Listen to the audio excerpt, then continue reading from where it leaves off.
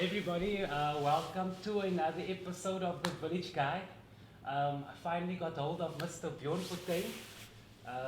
Of course, very, very busy. Of course, born and bred in Paarl.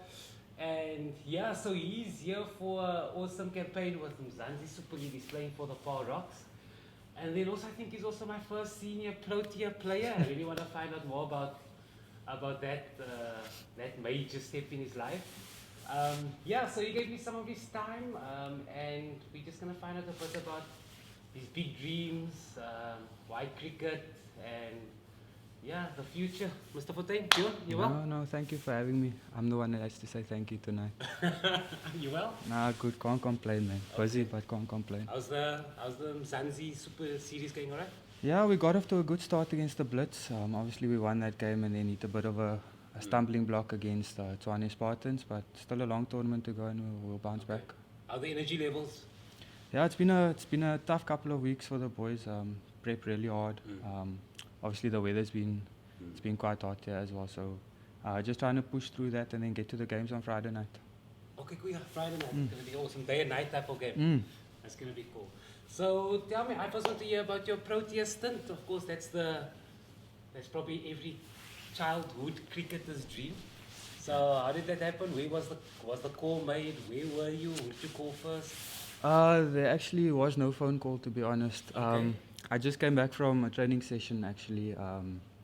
Got home from the training the day, left my phone coincidentally at home, went to gym, and then I got back home and my missus was hysterical. And then I didn't put two and two together, and then obviously it dawned on me that got the call up, so that was very exciting. And then the lead up towards the tour was about a tough 6 weeks. Went over for spin camp, the A tour as well, leading into the T20 series. So that sort of gave a bit of time to adjust that side as well. But phenomenal experience. Yeah. But okay, so tell me a bit about India and cricket, because I mean, like sometimes on Twitter I see like India is just cricket, man. Tell me a bit about the vibe there. No, it was definitely an eye opener, something very different to what I'm used to. The people breathe, live, eat cricket there, so they worship their cricketers over there, and likewise with the visiting teams that come there as well. So a very, very nice experience, but also very humbling, and just sort of showed me what there is to international cricket and where I am in regards to that as well. So who was the first person you called when you got home from gym? Of course, the missus knew before you knew. So who was the first person you phoned? I think it could have been my mom and my dad. Okay, cool. Yeah, definitely the first phone call. Yeah, they sacrificed a lot more than I did, to be honest, to make it possible. So just had to repay that, say thanks. Cool. A lot of tears. I can imagine. So was it the video call or was it the audio call? No, just a normal call. Yeah, so tell me a bit about the childhood, primary school, high school highlights. Primary school, high school, Paul Boys Primary, Paul Boys High.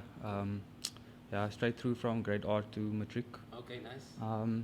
Cricket obviously first priority, first love. And then sort of grew into soccer later in my teen years. That became a big passion of mine. And then eventually, well, we didn't have soccer at the school, so we did play a bit of social soccer. But there was a time we had to make a choice, cricket or soccer, cricket obviously being the logical. But yeah, born and bred in Paarl. Paarl's obviously a very sporting community as well, so I think that played a big role in me sort of gravitating towards sport as well. Okay, cool. So when did you realize this cricket thing is the way to go? When was it? I'm actually quite good at cricket. Well, obviously throughout my whole school career, cricket did take up a majority of my time. Holidays, December holidays was always spent playing cricket as well. And then I think it got to about my grade 11 year where I thought, listen, there could be a couple of opportunities after school, so tried to capitalize on that. And then matric came and things just sort of rolled on from there. So when was the first contract, like professional contract? That could have been my second or third year out of school. Wow. I was busy studying at Picker in Potch. And then obviously in my third year of studies, a phone call came through to say there's an opportunity to go pro. Okay. And that was a tough 6 months actually. I was quite hesitant to stop my studies. But at the same time I didn't know if I was going to get an opportunity like that again. So with the support of my family, my parents obviously, they sort of supported that decision. Yeah.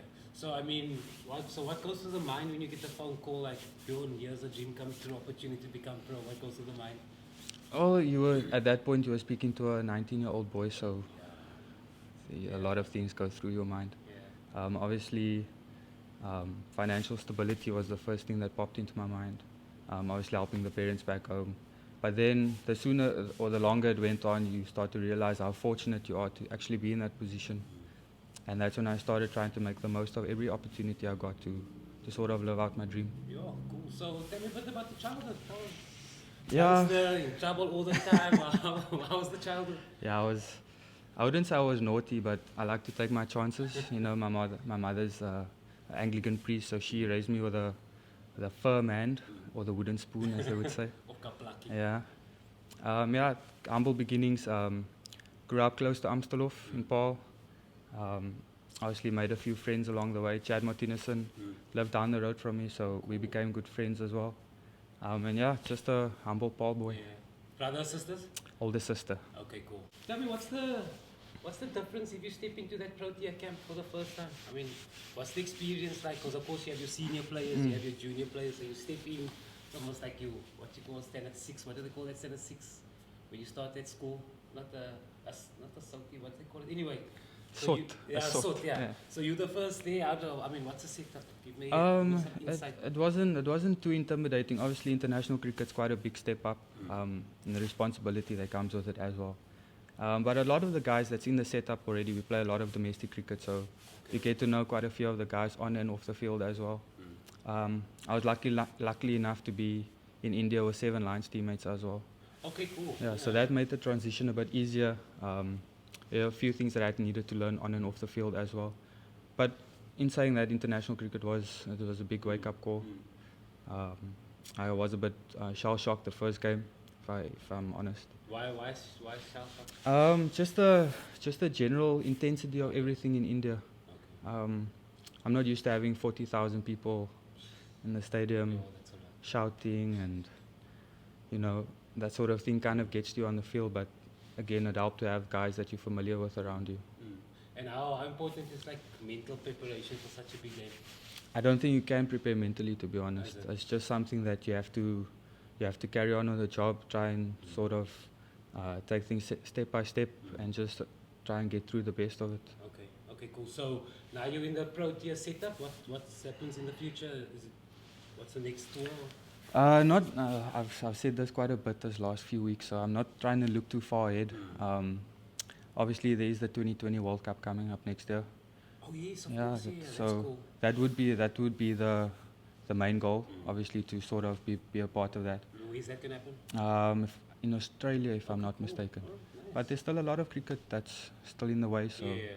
So how long is this Zanzi League? Can it keep you busy? I think it runs to the 16th of December, if I'm not mistaken. That could be the last game. Alright, cool. So do you play 30 seconds? Of course you do. I'd be lying if I said I did. So I have to bring the kiddies one once because the adult one we're never gonna I think that suits my skill level as well. So just wait for this minute. Which side do I start? Orange or? You can pick, dude. If Okay. it's purple, you probably take Paul Rock's color. Yeah, but how is it to be at home a bit? It's always nice to be back home. Obviously, being based in Joburg, you don't get a lot of time to come back home. So it's obviously nice to catch up with some old friends, school friends, obviously the parents as well.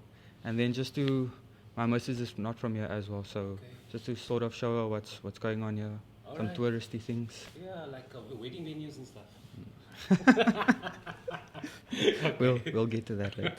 Okay, you can go. Not English. Afrikaans. No, I have had that card. I know the answers. Lays. Chips. Yeah. Go. Boy. Yeah. Game where you Pick up sticks. Yeah. What do you keep your bank card in? Wallet. And someone that plays a role in a movie, male. Actor. Yeah. All 5. What is it now? Professional, beyond 30 seconds for time. Well, we need to win the game. There's no point in playing and not being good at it. Okay. Look, it's like still 17 minutes left. I think that's broken though. No, it's still. I think you did that like in 10 seconds. But maybe I'll soon do it with it. What do you see with? Eyes. The Easter, what type of animal is that Easter Bunny. person? But the other one, like also Easter egg. Roger, the cartoon character Roger Wu. No, you got me A there. bunny is also known as a. Rabbit. There we go. Used in the toilet, Air freshener. and the other one that's on the side of the wall that you pull down. Toilet paper. There we go. You shave with it, Razor. and then Mowgli plays in that movie. Jungle Book. Huh?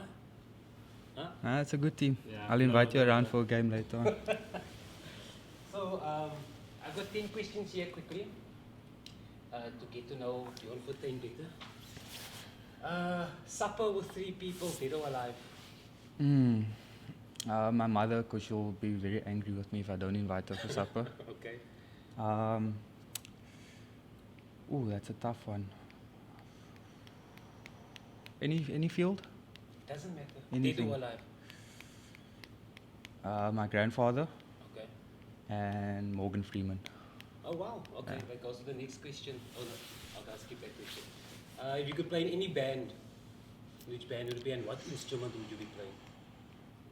Sure.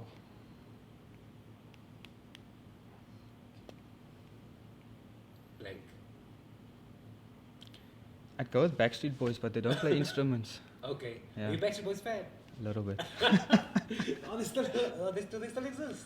They came out with a song a couple of years ago, if I'm Wow, not it's the first mistaken. time I met a Yeah. Backstreet Boys fan. I think my street cred's gonna go down after this. Play in a movie with any actor or actress. Okay, you already said Morgan Yeah. Freeman. What actress? I'd say Emilia Clarke from Game of Thrones. Game of Thrones fan? Yeah. All Big fan. all the seasons. Only the first Correct, sir. 5. Okay, cool. Pinch myself moment. Standing on the field in India.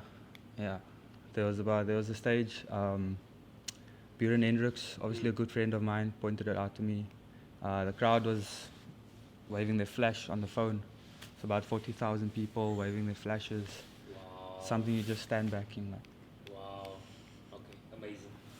The last movie you cried in?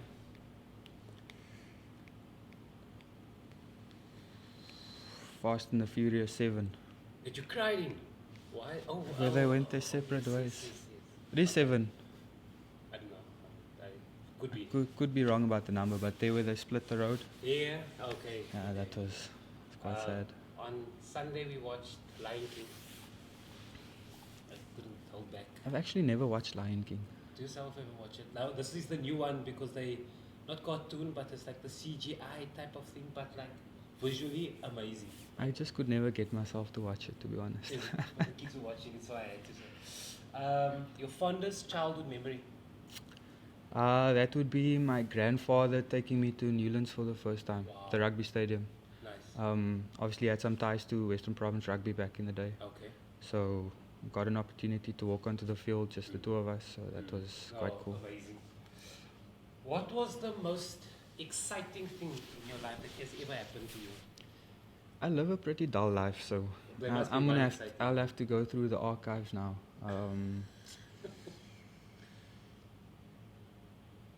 Nothing that stands out. No, every day is a routine to me. Okay. So Okay. obviously, moving up to Joburg was quite daunting. Mm. The whole prospect of being there on my own. Mm. So I'd say that's probably the most exciting thing at the Okay. moment. Alright, cool. What would you tell your 20-year-old self? Don't worry what other people think about you. Okay. Yeah. Lovely. If you had a billboard up on the N1, Bjorn Fortuin's face is there, there's a speech bubble. What do you want everybody, when they drive past there, what do you want to tell the world?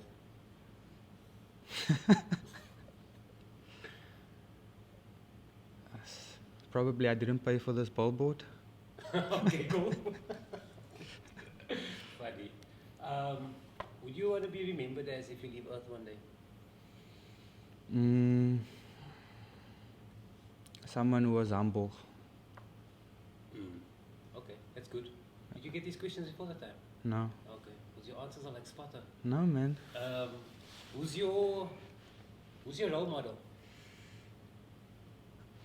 I would say in life, my dad and my grandfather. Okay. My dad because he had a lot of obstacles in his life that he had to overcome. Okay. and I'd be proud to be sort of the same man that he is today. My grandfather as well, obviously for the sporting side, that he sort of influenced a lot on me. And then also just the example that he sort of set towards me in the sporting world as well. So, but you come from a sporty family? Like Very sporty family. So my mom and her sister obviously played tennis, quite a bit of tennis. My granddad was quite involved in club rugby in Paarl and Western Province rugby back in the day as well. Dad athletics. Wow. My mom's sister's husband was also a first-class cricketer. Wow, okay. So there was a bit of influence there. Yeah, so you have big shoes to fill. Yeah. And what inspires you? What gets you up in the morning? My childhood, there was a lot of aspirations and dreams. One year I wanted to be an astronaut, next year a doctor, how it goes. Yeah. But when I decided that I wanted to be a cricketer, I didn't really know how many sacrifices needed to be made in order to sort of pursue that. I mentioned earlier, my parents made a lot of sacrifices on my behalf. So just to appreciate every day that comes with it. Not a lot of people can say that what they do for a living is their dream. Yeah. I'm one of the lucky few, so just to appreciate every day that I get to do that, it's something that motivates me. Amazing. So what's the big dream? What's the Bjorn Fortuin big dream? Ideally, I'd like to retire and play golf for the rest of my life. No, that's not realistic. I saw the guy, the winner of the Nedbank Cup on Sunday. Tommy Fleetwood. Yeah. How much did he go home with? Was it 80 million? I don't think it could have been that much. Oh, I think it's around about 18 million. 18 million, Yeah. That's a lot. I will be a caddy. I just want to be his caddy. You can help me look for my balls. I'm not very good. Okay. But it's something that keeps me busy. So you've got 20 youngsters, 16, 17 years, aspiring cricketers in front of you. And they say, Uncle Fortuin, Uncle Bjorn, what must we do to make it in the cricket world like you have? What did you tell them? I think a big mistake that I made very early on was I didn't enjoy every moment of it. Like looking back at playing cricket with a lot of friends in school and obviously playing in the parking lot or whatever. Just enjoy the moments that you do share when you're doing that. A lot of good friends was made during that process. A lot of memories was made as well, and that's something that I look back on with a smile on my face. Obviously, one of my good friends from school, David Stoffberg, passed away recently. One of my good cricket friends as well. So things like that sort of just puts it into perspective. Just to enjoy every moment when you are just playing a game of cricket. It could be a game of cricket one day, could be a memory the next day. Are we having a holiday in December? That's the plan. Obviously, we've got a 4-day game with the Lions just before Christmas after MSL. Okay. So the plan is to come back for Christmas and New Year's. Oh, yeah. Yeah, back Okay, home. cool. Just to spend some time with friends and family. Switch off a bit, and then Nice, man. Relax. in the new year we go again. Okay, cool. But thanks so much for your time. No, it's a pleasure. It was, Thank you very much for having me. It was really, really fun. And good luck with your, I think there are 3 matches left, you said? No, there's about 8 matches left. No, for your Paul Rocks, yeah. 8 matches. Oh, 8 matches left. Okay. 3 home games. 3 home games 3 left. home games. Okay. Yeah. But it's busy. And 1 at Newlands, so 4. Yeah, so it's like busy. It's like every week you play. Yeah. Okay. But thanks so much. No, it's been a pleasure, We'll man. chat again.